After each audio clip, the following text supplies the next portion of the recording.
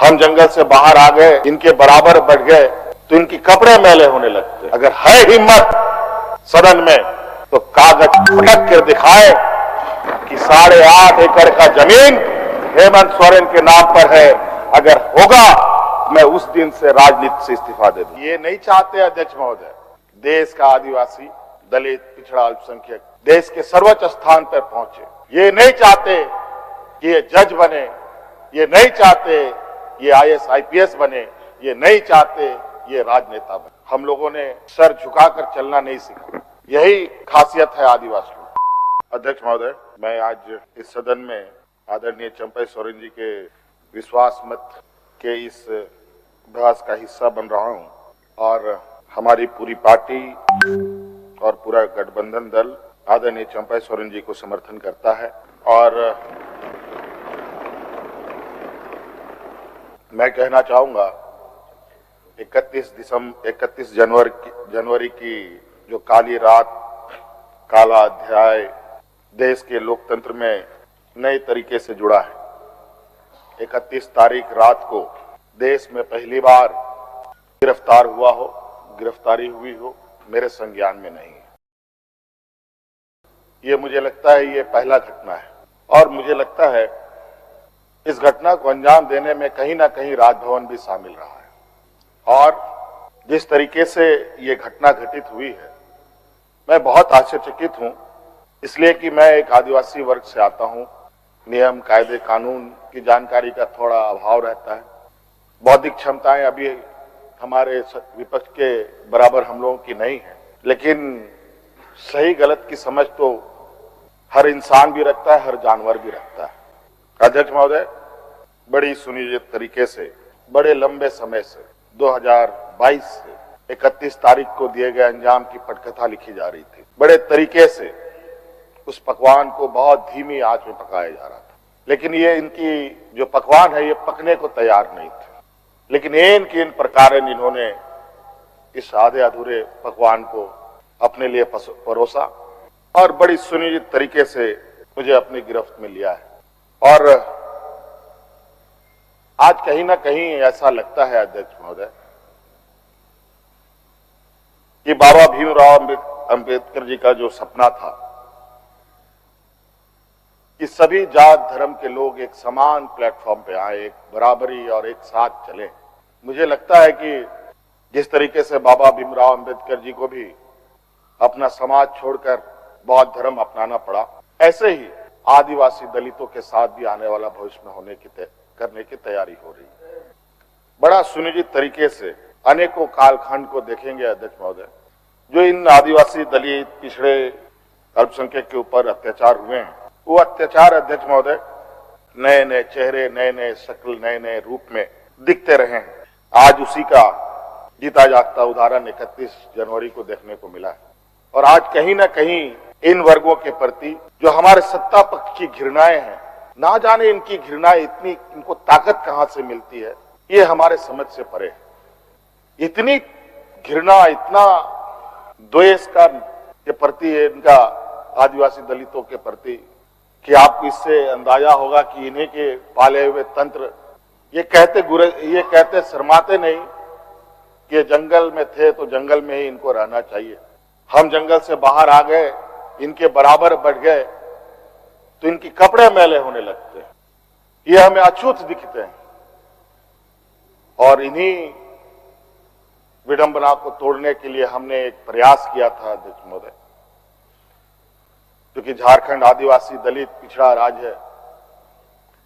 इन समूह को आगे बढ़ने का, इनका मार्ग प्रशस्त करने में हमने कोई कमी नहीं छोड़ी। इनका बस चले तो हम अभी भी जंगल में जाकर के वही 50-100 साल पुरानी जिंदगी में जिए।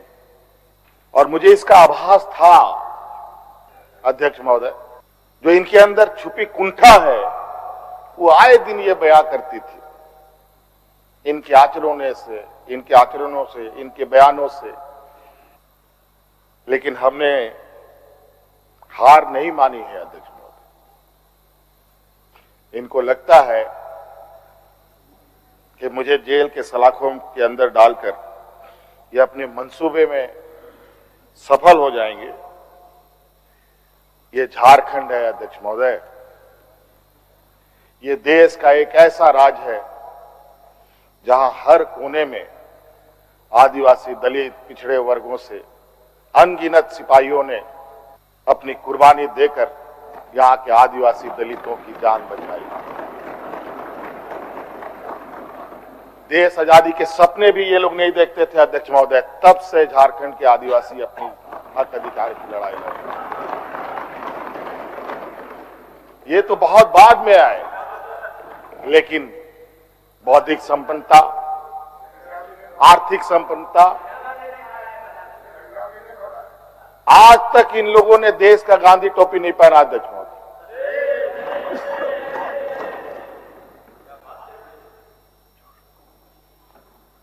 अध्यक्ष महोदय, ईडी, सीबीआई, इनकम टैक्स, जिनको देश के विशेष और काफी संवेदनशील व्यवस्थाएं कही जाती है, जहां करोड़ों रुपया, 12 लाख, 14 लाख करोड़ रुपया डकार कर इनके सहयोगी विदेश में जाके बैठे हैं, उनका एक बाल बाका करने का औकात इनके पास नहीं है। इनके पास औकात है देश के आदिवासी, दलित, पिछड़े के ऊपर और बेगुनाह लोगों पर, और उसमें भी गुनाह किया हो तब की बात तो अलग है, बेगुनाहों पर अत्याचार कर। आज मुझे किस लिए अरेस्ट किया गया अध्यक्ष महोदय? 8.5 एकड़ जमीन के घोटाले पर। अगर है हिम्मत सदन में तो कागज पटक कर दिखाए कि 8.5 एकड़ का जमीन हेमंत सोरेन के नाम पर है। अगर होगा, मैं उस दिन से राजनीति से इस्तीफा दे दूंगा। अध्यक्ष महोदय, जब राजनीतिक रूप से ये नहीं सकते हैं तो ऐसे ही बैकडोर से हमला करते हैं, पीठ पर हमला करते हैं। अध्यक्ष महोदय, मैं आंसू नहीं बहाऊं, आंसू वक्त के लिए रखूंगा। आप लोगों के लिए आंसू का कोई मतलब नहीं। आदिवासी दलितों का, पिछड़ों का, आदिवासी के आंसुओं का कोई मोल नहीं। वक्त आने पर हम इनके एक एक सवालों का जवाब और एक एक इनके षड्यंत्र का जवाब वक्त आने पर बड़ी माकूल तरीके से दिया जाएगा। एक्चुअली दुर्भाग्य है अध्यक्ष महोदय इस राज्य का, तथाकथित हमारे राज्य के ही कुछ लोग जो ऐसे सामंती विचार वाले के चरणों में जाकर के झुककर उनकी सेवा और पूजा अर्चना में लगे, नहीं तो इस राज्य की इतनी दुर्दशा नहीं होती अध्यक्ष। राज अलग हुए 23 साल हो रहे हैं, 24 साल हो गए अध्यक्ष महोदय। किसने सबसे अधिक राज किया इस राज्य में? ये मुझे बोलने का जरूरत नहीं है, किसी को बताने की भी जरूरत नहीं। सब अपने गिरेबान में देखें, सबको पता चलेगा कौन कहां बैठा, किसने क्या काम किया। घोटाले इनको 2024 से ही नजर आ रहे हैं, 2000 से नजर नहीं आ रहे, 2019 से ही इनको नजर आ रहे हैं। आज ये नहीं चाहते अध्यक्ष महोदय, देश का आदिवासी, दलित, पिछड़ा, अल्पसंख्यक देश के सर्वोच्च स्थान पर पहुंचे। ये नहीं चाहते कि ये जज बने, ये नहीं चाहते ये IAS IPS बने, ये नहीं चाहते ये राजनेता बने। इन्हीं के साथ बैठे लोग हैं। इन लोगों ने भी आदिवासी नेता बनाया था मुख्यमंत्री। बता दीजिए इन कितने आदिवासियों ने 5 साल पूरे किए।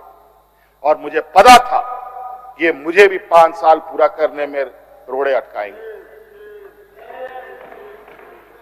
और नतीजा ये हुआ, आखिरी सांस तक कुछ भी करो 5 साल पूरा नहीं होना चाहिए, रिकॉर्ड में नहीं लिखना चाहिए, रजिस्टर में नाम नहीं आना चाहिए। बस यही। अध्यक्ष महोदय, हम लोगों ने सर झुकाकर चलना नहीं सीखा। यही खासियत है आदिवासियों।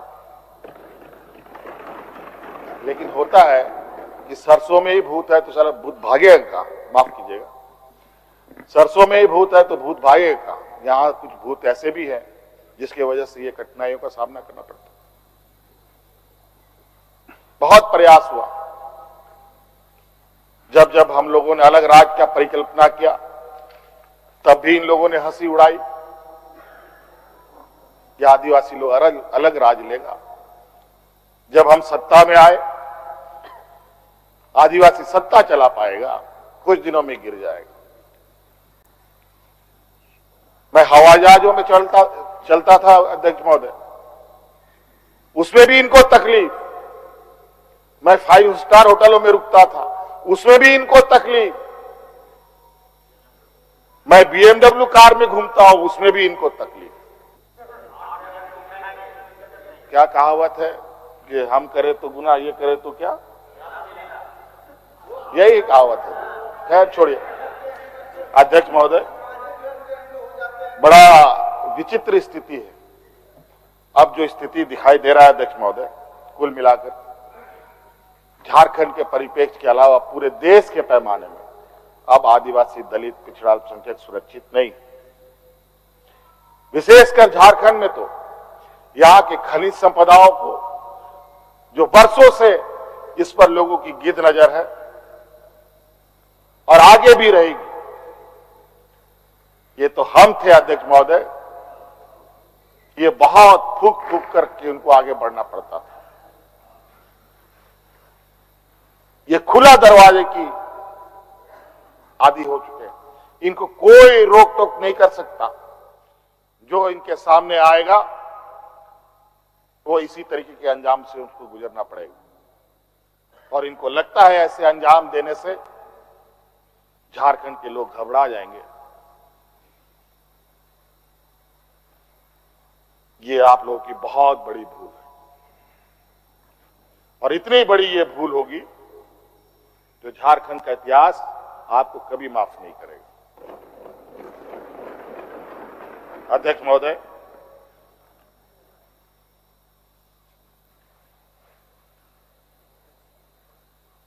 आज जो षड्यंत्र का पैमाना है वो इस कदर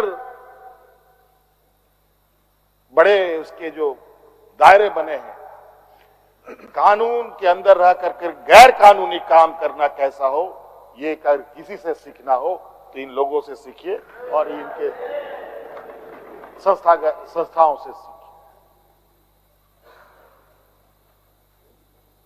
मैं तो कहता हूं, मैं फिर से कहता हूं कि आप लोग दस्तावेज लाइए सदन में, या आपने ईडी और सीबीआई को सपोर्ट कीजिए और कोर्ट में पेश करें। एक भी दस्तावेज अगर आप लोग निकाल के दिखा दें कि हमने 8.5 एकड़ जमीन हड़पी है, तो मैं उसी दिन राजनीति से संन्यास किया, झारखंड छोड़ के चला जाऊं। अब इनको नहीं मिला तो हमारे बीवी, बच्चों, परिवारजनों के खाता बही ढूंढने में लगे। ये पैसा कहां से आया, वो पैसा कहां से आया, ये आया, वो आया। अध्यक्ष महोदय, असमानताएं देखिए इसी सदन के अंदर।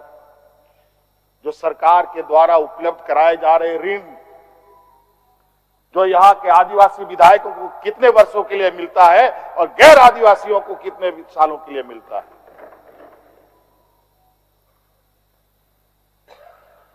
इस विषय पर गंभीरता से सोचने की आवश्यकता है। देखो, ये बहुत लंबी लड़ाई है। आज जिस तरीके से बड़ा मछली छोटा मछली को खा जाता है, सामाजिक व्यवस्था में भी यही कहानी है। एक बड़ी व्यवस्था छोटी व्यवस्था को खाने का हर बरकस प्रयास करती है।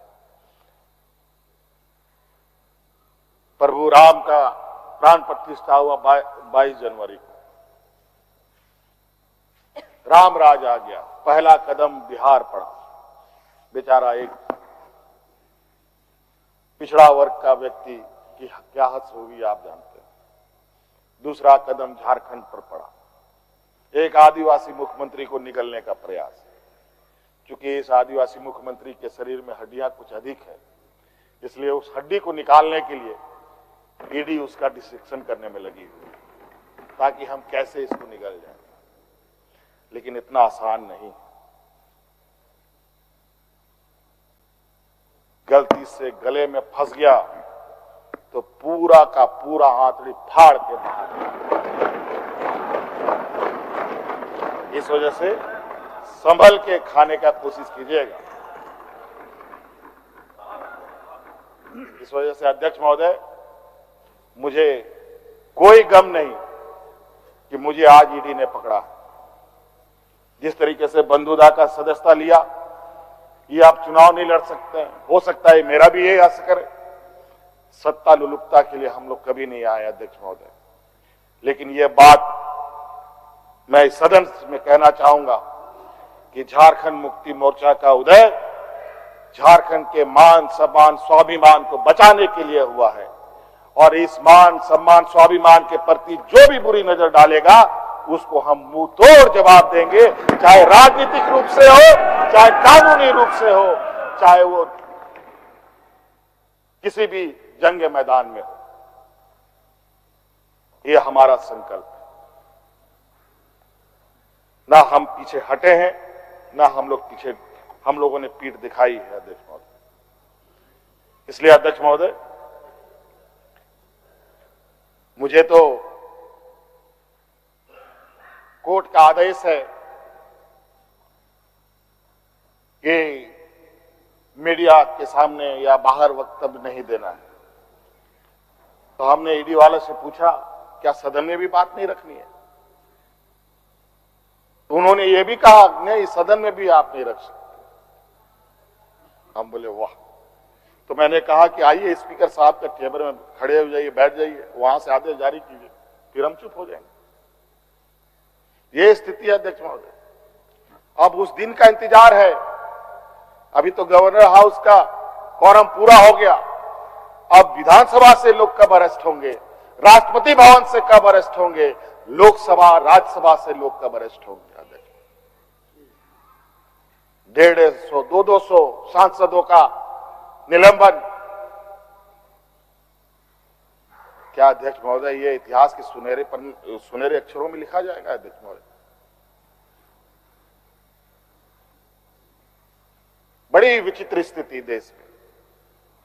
और मैं ये कहना चाहूंगा अध्यक्ष महोदय, विशेषकर आदिवासी दलित पिछड़े भाइयों से, आप तैयार हो जाएं।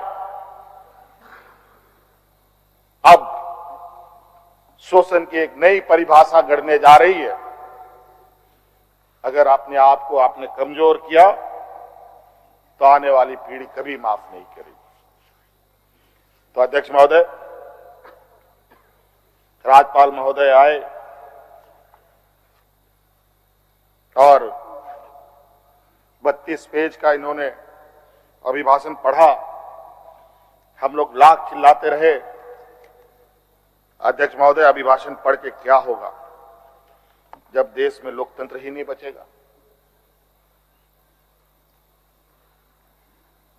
आज हर चीज पिछले दरवाजे से हो रहा है। अध्यक्ष महोदय, खैर इतना तो हम लोग बुद्धि ज्ञान है नहीं, लेकिन समय ऐसा भी नहीं है, समय से बड़ा बलवान धरती में कोई नहीं है। और वक्त फिर घूमेगा और फिर हम आपके सामने उपस्थित होंगे और इतनी मजबूती के साथ उपस्थित होंगे कि फिर जो षड्यंत्र कर रहे हैं वो षड्यंत्र आपके धरे के धरे रहे और इस देश के और अपने राज्य के आदिवासी दलित पिछड़ों के लिए जो संघर्ष करना होगा वो करते रहेंगे, करते रहेंगे, करते रहेंगे। धन्यवाद। मान्य सदस्य, मान्य नेता प्रतिपक्ष, मान्य नेता प्रतिपक्ष। धन्यवाद अध्यक्ष महोदय।